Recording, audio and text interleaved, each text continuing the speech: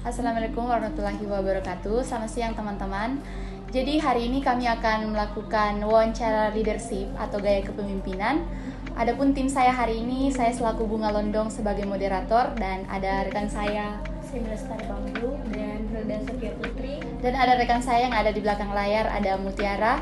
Jadi hari ini teman-teman kami akan melakukan wawancara leadership. Langsung saja kami akan menyapa narasumber kami hari ini yaitu Ibu Hayana, ahli media kesehatan lingkungan wilayah apa ya Ibu? Puskesmas Kalukubo II. Ya, mungkin langsung saja sapa penontonnya kami Ibu. Baik, Assalamualaikum warahmatullahi wabarakatuh. Saya Hayana, ahli media kesehatan lingkungan di Puskesmas Kalukubo II. Saya sebagai pemegang program penanggung jawab kesehatan lingkungan di wilayah kerja Puskesmas Kalukubo II.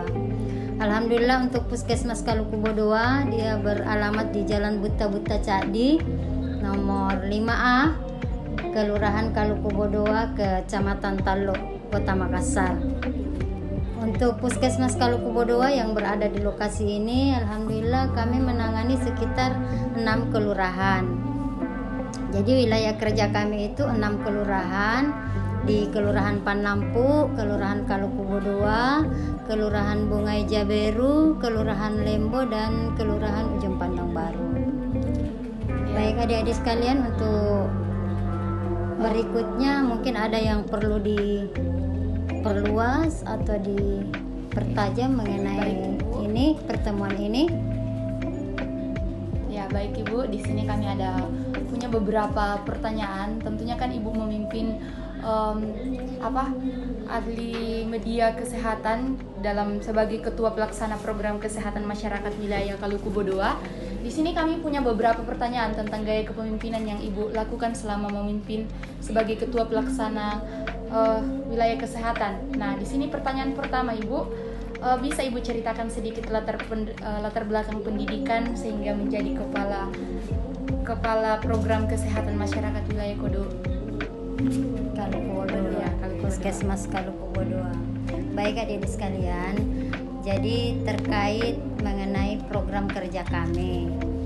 Jadi naungan yang paling teratas sebenarnya itu adalah Dinas Kesehatan Provinsi. Setelah Dinas Kesehatan Provinsi, ada Dinas Kesehatan Kota Makassar. Lalu kemudian ke Puskesmas.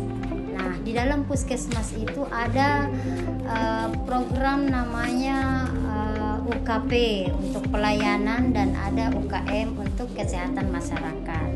Nah, kebetulan kami ini sebagai ahli media kesehatan lingkungan, kita dipercayakan untuk memegang program kesehatan lingkungan.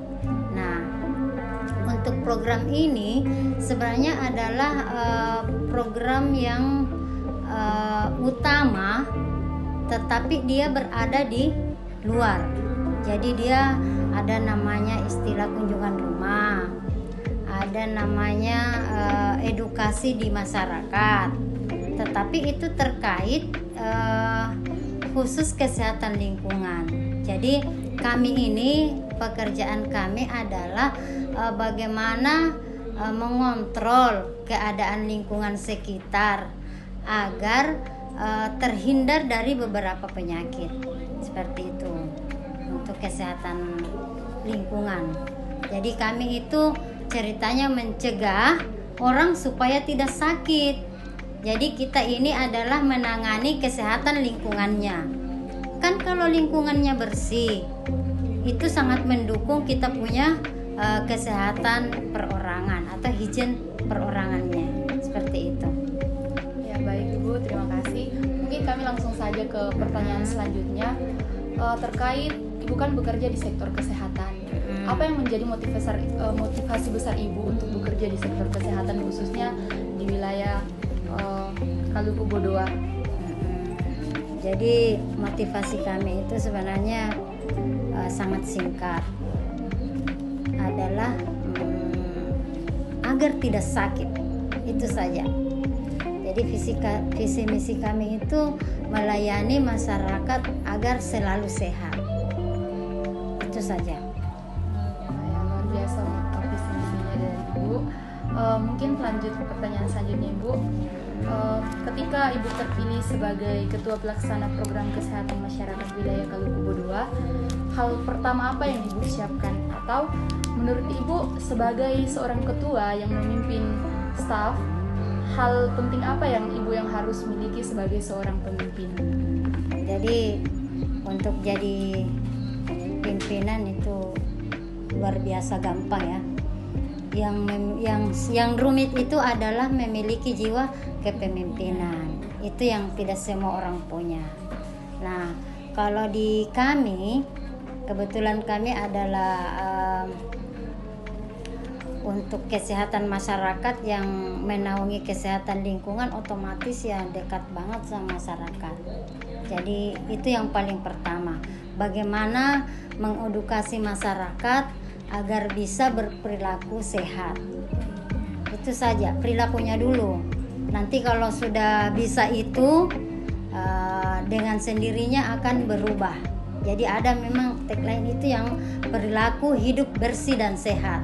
Nah, bagaimana merubah perilaku manusia? Ya otomatis dengan kebiasaannya sendiri. Bagaimana supaya dia bisa biasa adalah itu sering. Kita tidak bosan-bosan untuk mengedukasi, memberitahu. Sekalipun semua masyarakat tahu akan kebersihan, tahu, cuman paham dan sadarnya itu entah tidak tahu kapan. Jadi ibu ini kayak mengayomi masyarakat itu. Jadi masyarakatnya sendiri dari ibu yang melaksanakan tugas ini kayak masyarakat sadar karena kepemimpinan ibu ini kayak mengayomi sekali masyarakatnya. Harus dekat dengan masyarakat.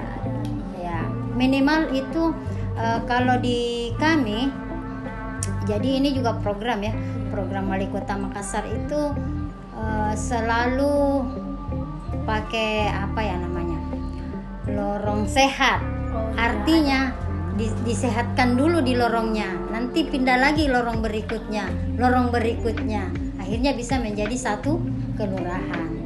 Ya, jadi program Wali Kota Makassar sekarang ada lorong sehat. Maksudnya ini di program kita yang lorong sehat itu diarahkan ke 6 kecamatan yang kita 6 kelurahan tadi. Kelurahan. Jadi setiap bulan itu harus ada satu lorong yang sehat. Kalau di kami itu namanya Dasawisma. Biasa terdiri dari 25 kakak.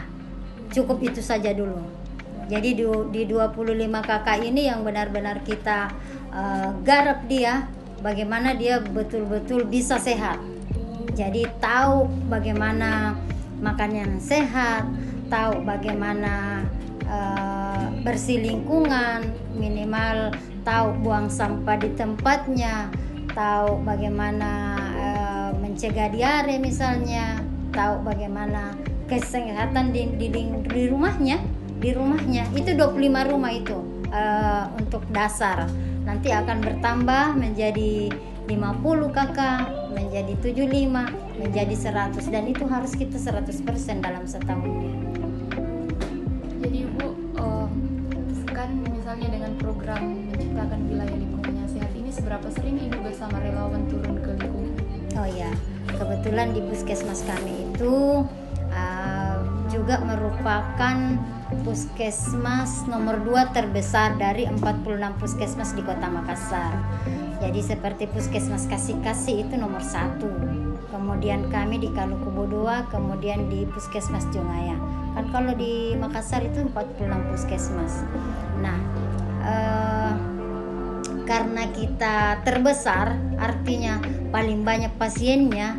Dalam satu hari itu kita bisa menerima pasien sekitar 200-300 orang. Itu per hari. Itu dari hari Senin sampai hari Sabtu. Nah, di dalamnya macam-macam penyakit. Nah, kemudian penyakit paling teratas yang paling sering terjadi itu adalah diare. Nah, diare kan lingkungan, higien perorangannya orang, lingkungan sekitarnya orang. Misalnya mungkin seperti di kesehatan lingkungan. Di kesehatan lingkungan itu ada inspeksi sanitasi tempat-tempat umum. Jadi sengaja kita berkunjung ke sekolah. Bagaimana itu kasihan kuku-kukunya adik-adik sekolah, apakah tidak kotor Kemudian bagaimana dia WC-nya. Itu kan semua diperhatikan, bagaimana dia air minumnya, lingkungannya, sampahnya. Kemudian ada kunjungan depot air minum.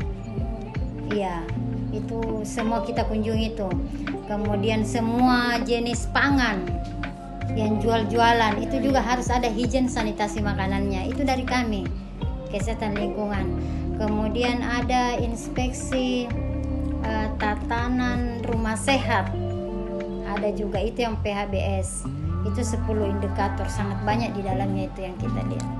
Seperti itu. Jadi memang pekerjaan ini, kami ini, kesehatan masyarakat ini memang tidak bisa berdiri sendiri tanpa dibantu sama masyarakat sekitar. Tidak bisa. Harus dia 75% oleh masyarakat. Seperti itu. Ya, baik Ibu. Mungkin langsung saja ke pertanyaan selanjutnya. Ketika Ibu membawa relawan untuk terjun ke masyarakat, gaya kepemimpinan seperti apa yang Ibu terapkan? Ini tadi saya lupa jelaskan. Jadi kami ini adalah puskesmas nomor 2 terbesar di Kota Makassar, otomatis kunjungannya juga ada banyak.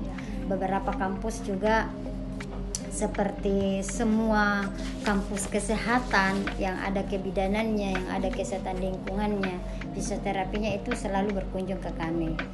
Minimal tahu apa benar di sini adalah kunjungan pasien terbesar di puskesmas, ada apa di dalamnya, seperti itu. Bukan karena jadi pasien itu bukan berarti dia berkunjung ke puskesmas untuk sembuh. Ada kalanya mereka membutuhkan edukasi atau pertemuan, atau ada juga yang sugesti, mau ketemu dengan orang ini, suka dengan orang ini, meskipun tidak berobat dia sembuh. Iya, ada suka dengan dokter ini, bagus orangnya, kan seperti itu. Tidak selamanya sakit minum obat ini begini, enggak. Jadi menurut masyarakat sekitar, berobat di puskesmas Kaluku Bodoa bukan berarti karena kita sakit. Memang mereka hanya mungkin sekadar bincang-bincang dengan Ibu Hayana, Bu, saya mau tahu bagaimana membuat, misalnya ini ya, membuat oralit secara mandiri. Itu kan bisa sebenarnya, tidak perlu oralit, bisa dibuat sendiri, larutan gula garam di rumah, seperti itu. Ibu kadang-kadang begitu pasien. Jadi bukan pergi berobat, pergi bertemu dengan siapakah mereka bisa dia curhat, konsultasi, seperti itu. Ya, dari pernyataan Ibu sebelum ini kami bisa menangkap bahwa Ibu memiliki gaya kepemimpinan yang humble ya terhadap masyarakat. Ya harus begitu, karena begitulah kalau menghadapi pasien. Jadi pasien itu bukan berarti tidak bisa ditemani, diterima keluhannya, semua keluhannya, seperti itu. Jadi jangan karena hanya keluhan sakit perutnya yang kita dengar, biasanya meluas, dan itu harus kita dengarkan apa keluhannya. Ya, baik Ibu. Jadi selama bekerja di sektor ini, menurut Ibu apa tantangan terbesar yang Ibu hadapi selama ini? Tantangan terbesar itu tadi, masyarakat yang kurang mampu untuk sadar. Seperti kadang-kala kita edukasi bahwa merokok itu berbahaya. Ini salah satu contoh. Tetapi masyarakat atau pasien kadang-kadang mengucapkan seperti ini, yang merokok kan saya, Bu, yang tahu kan saya, Bu, yang rasakan saya, Bu. Yang paling fatal itu kalau menceritakan ini adalah biaya saya, tidak perlu dibiayai. Itu kan bagaimana ya? Itu kan itu yang itu tantangan kami. Artinya ada juga beberapa orang yang mengatakan seperti ini, si A merokok sudah berapa tahun tidak apa-apa. Ada kan begitu. Lalu untuk apa kami mengedukasi kalau seperti itu? Nah, edukasinya seperti ini sangat gampang sebenarnya untuk melayani masyarakat seperti ini. Kadang-kala kami menginstruksikan yang tidak apa-apa, Pak.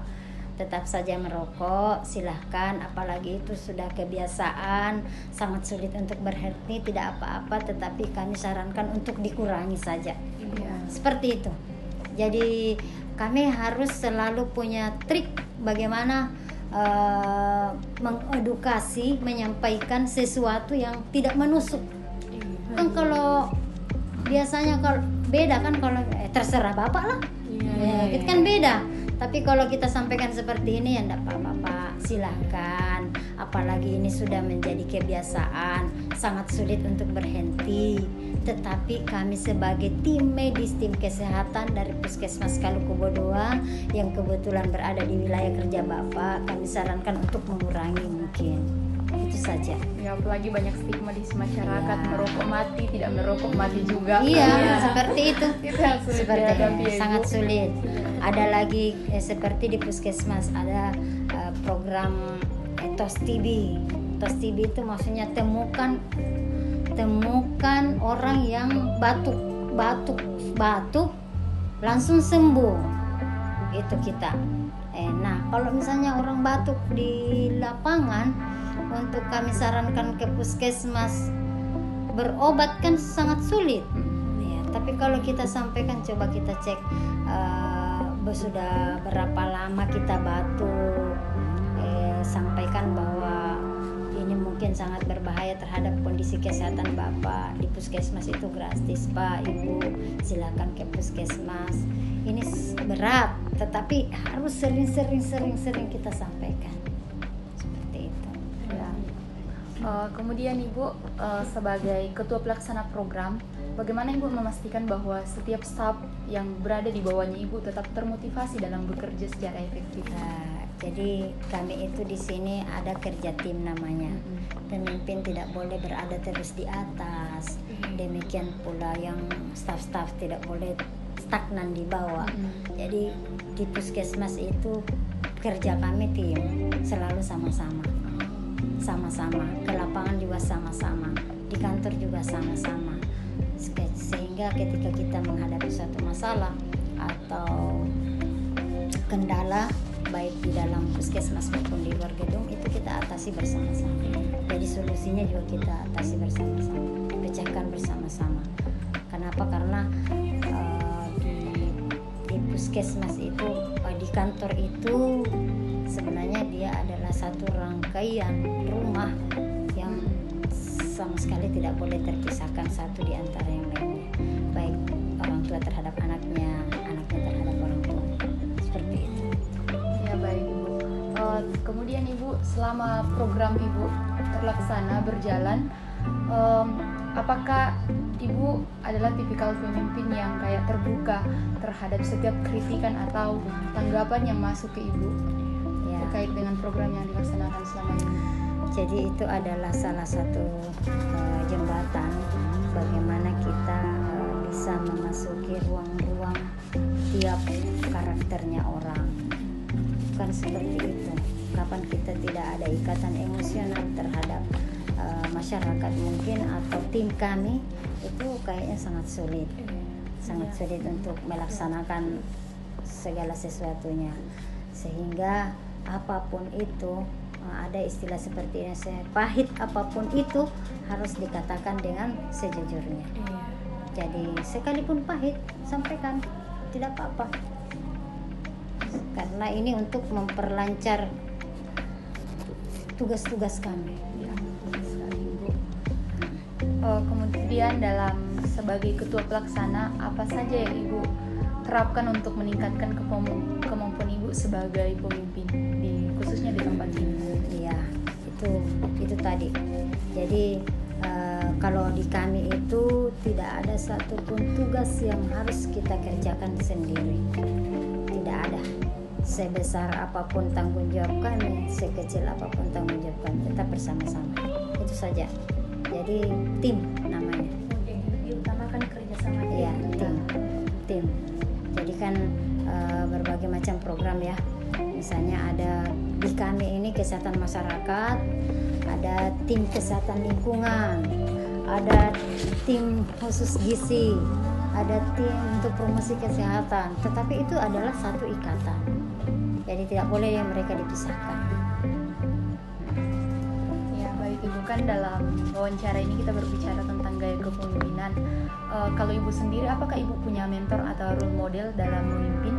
Kayak tokoh yang Ibu sebagai role modelnya idolakan. ya keidolakan. Di luar dari diri kita, Iya. Ya.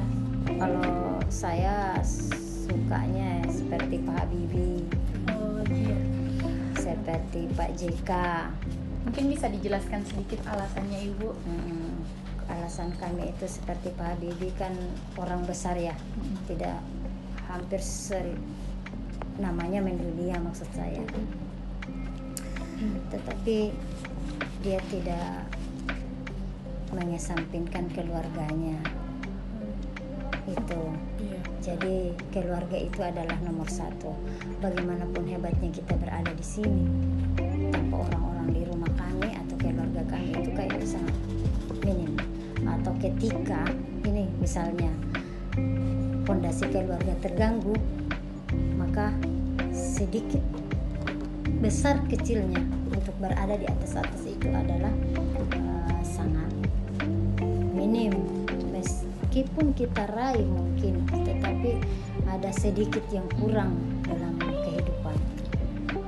Jadi kemanapun kita itu, kita tidak membawa nama sendiri ya, kita membawa nama orang tua ya. Misalnya Ibu Hayana, oh anaknya Ibu Haneng, anaknya Pak Jo Hasan, seperti itu.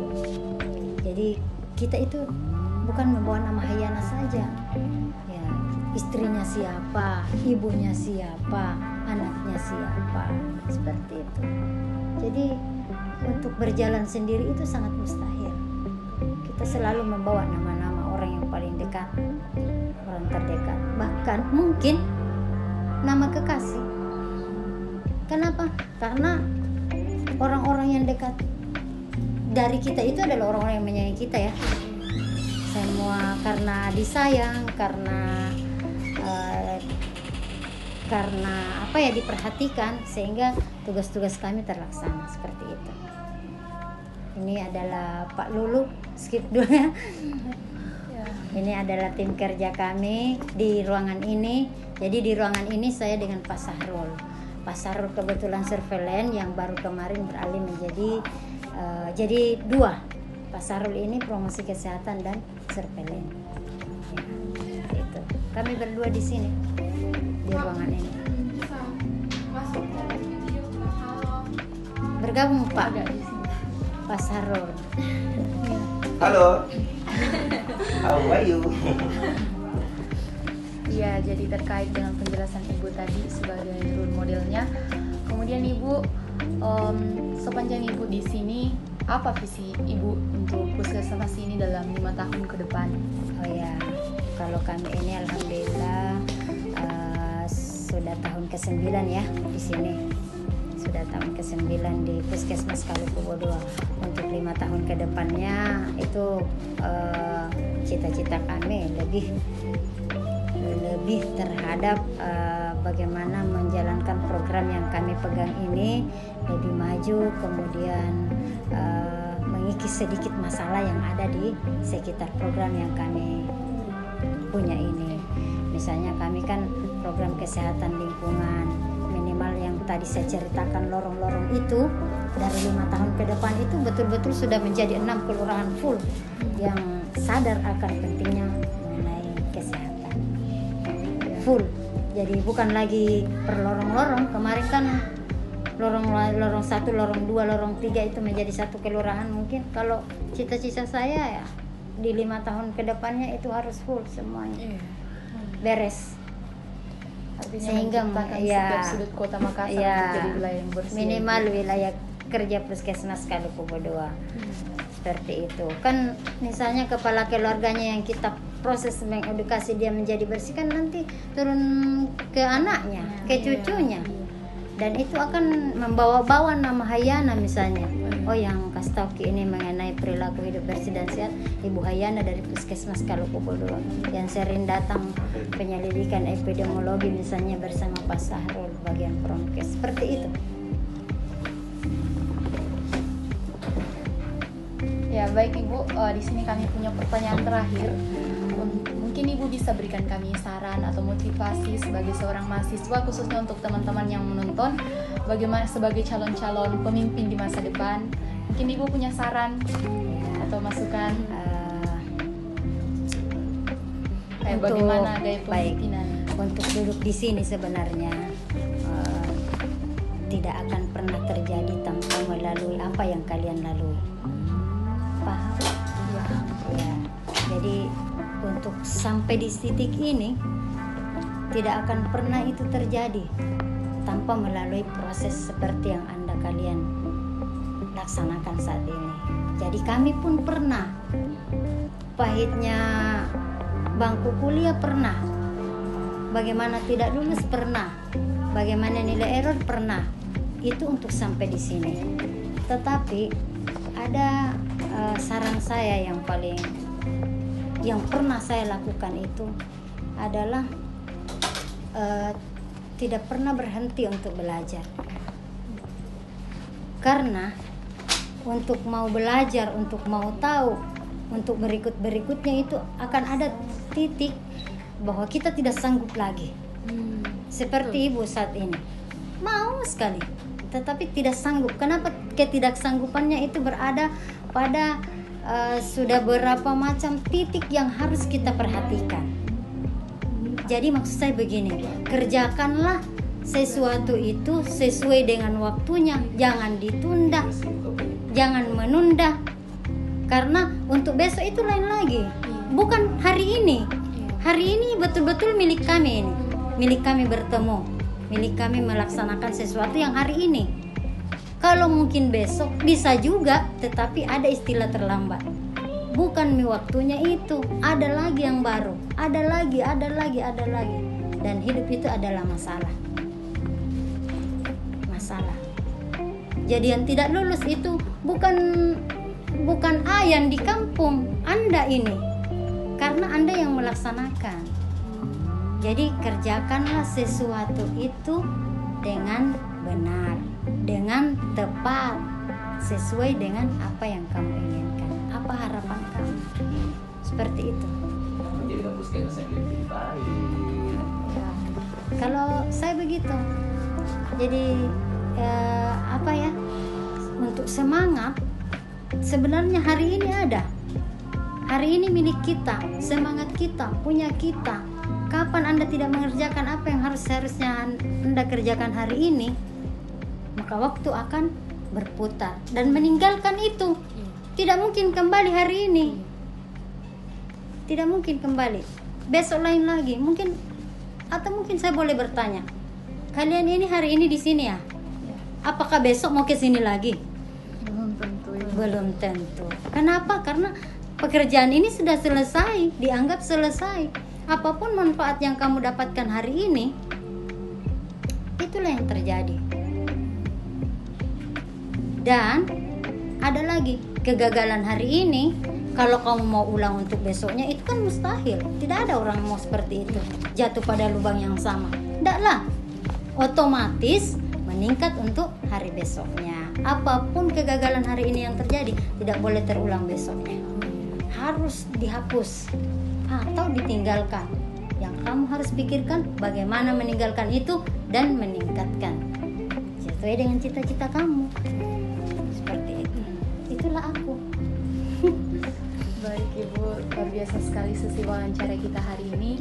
Dan tentunya dari setiap hasil wawancara bersama dengan Ibu, kami sangat termotivasi dengan gaya kepemimpinan yang Ibu perlihatkan kepada kami. Jadi teman-teman, demikianlah hasil wawancara kami hari ini bersama Ibu Hayana selaku Ahli Media Kesehatan Lingkungan, Ketua Pelaksana Program Kesehatan Masyarakat Wilayah Kaluku Bodoa.